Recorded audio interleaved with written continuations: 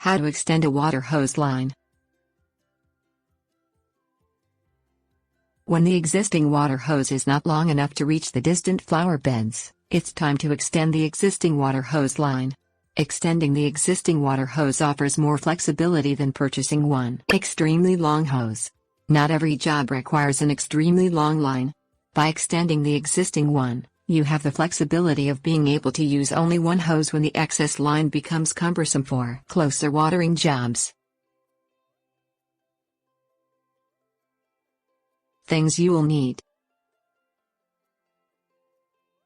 plumber's tape, water hose connector, extra water hose.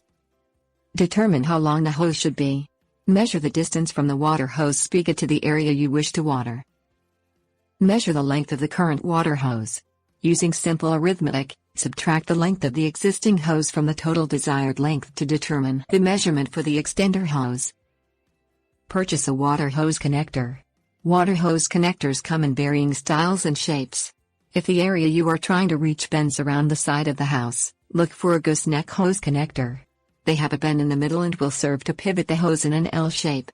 If the extension is needed for an area directly ahead of the spigot area, purchase a standard water hose. Look for an extension water hose that is the approximate distance of your shortfall as determined in Step 2.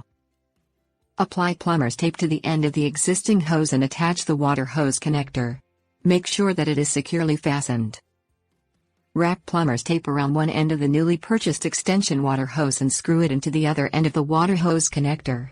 Again, make sure it is fully tightened. Fastening the connections securely help to prevent water leakage from the points of connection.